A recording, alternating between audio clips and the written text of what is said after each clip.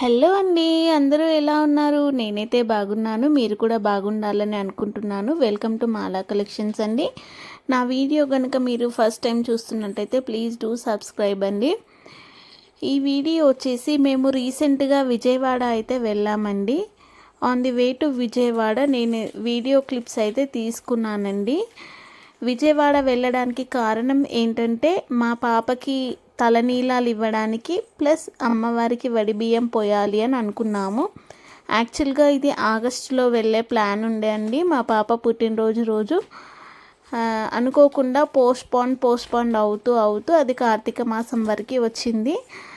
Early morning 3:30 view చూడండి ఎంత బాగుందో. హైదరాబాద్ నుండి విజయవాడకైతే బయలుదేరాము.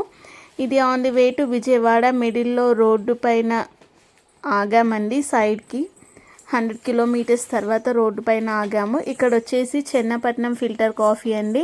ఇక్కడ టీ తాగుదామని ఆగాము, కానీ టైం పడుతుంది అని అన్నారు. టైం పడుతుంది అనేసరికి అక్కడ నుండి ముందుకైతే వెళ్ళిపోవడం జరిగింది. ఇక్కడ టోల్ ప్లాజా అండి. టోల్ ప్లాజా క్రాస్ చేసి ముందుకు వెళ్ళాము. చూడండి మార్నింగ్ సన్ రైజ్ అయితే చూడండి ఎంత చక్కగా కనిపిస్తుందో.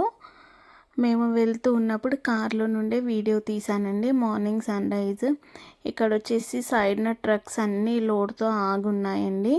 మార్నింగ్ అలో చేయరు కదా అండి సిటీలోకి, అందుకే ఆగిపోయి ఉన్నాయి. విజయవాడ సిటీలోకి అయితే ఎంటర్ అయిపోయామండి. విజయవాడ సిటీలోకి ఎంటర్ అవ్వగానే చూడండి అసలు రోడ్డు పైన వెహికల్సే లేవు.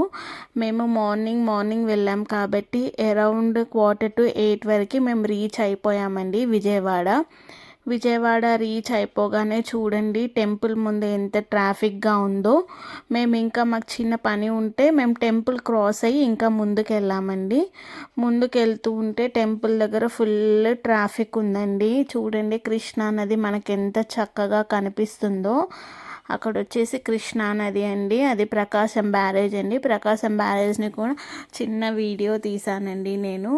ఇక్కడ వచ్చేసి ముందుకెళ్ళిపోయి ఆ పని కంప్లీట్ చేసుకొని గుడి దగ్గరికి వచ్చి మేము తలనీలాలు తీసుకోవడానికి మా పాప వెంట్రుకలు ఇవ్వడానికి అయితే లైన్లో నిల్చున్నామండి. మా పాప కూడా చక్కగా సపోర్ట్ చేసింది. తలనీలాలు తీసే అతనైతే చాలా ప్యాంపరింగ్ చేశాడండి మా పాపని. నీకు ఐస్ క్రీమ్ కావాలా, చాక్లెట్ కావాలా, అయిపోయింది అని చాలాసేపు చక్కగా ఎక్కడ కట్టవకుండా నీట్గా తీసాడండి. అయిపోయిన తర్వాత కృష్ణానదిలో స్నానం అయితే చేయనివ్వట్లేరండి, మునగనివ్వట్లేరు. షవర్స్ పెట్టారు. షవర్స్ దగ్గరే స్నానం చేసి మేము ఫ్రెష్ అయిపోయి గుడి లోపలికి వెళ్ళాము.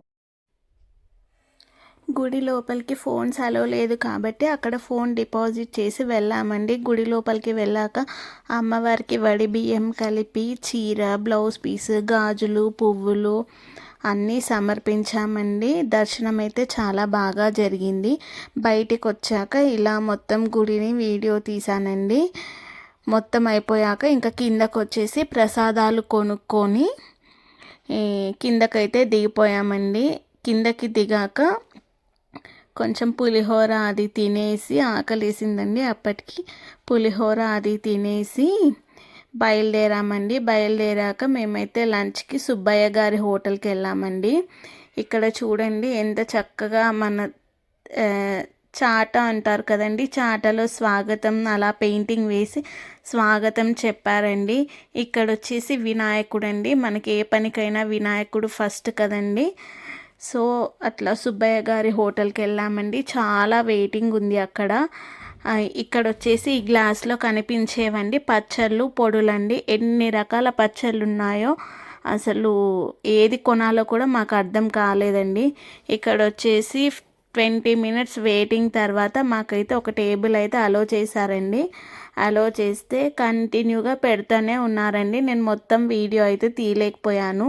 మా పాప చాలా ఏడ్చిందండి. మార్నింగ్ నుండి ఎండలో క్యూ లైన్లో నిల్చొని గుడిలో కూడా బాగా అలసిపోయింది కదండి. వాళ్ళ డాడీతో బాగా ఏడ్చింది. ఇక్కడ మొత్తం తిన్న తర్వాత ఇంకా బతిమాలుతున్నాడండి మా అన్నయ్యని. ఇంకా కొంచెం పెట్టుకోండి సార్, సాంబార్ రైస్ టేస్ట్ చేయండి సార్ అని చెప్పి బతిమాలుతున్నాడు. అక్కడ లంచ్ అయితే ఫినిష్ చేసుకొని ఇదండి ఇలా ఉంటుంది విజయవాడ సుబ్బయ్య గారి హోటల్. లంచ్ అయితే ఫినిష్ చేసుకొని మళ్ళీ మేము రిటర్న్లో హైదరాబాద్ బయలుదేరామండి. ఒక 40 కిలోమీటర్స్ వచ్చాక బాగా రెస్ట్లెస్గా అనిపిస్తే వెహికల్ పక్కనే పార్క్ చేసుకొని ఒక 1 అవర్ పడుకున్నామండి. పడుకొని మళ్ళీ 5:30కి అలా బయలుదేరాము రిటర్న్ హైదరాబాద్కి. బయలుదేరితే మేము నైట్ హైదరాబాద్ రీచ్ అయ్యేసరికి 10:30 అయింది. థ్యాంక్స్.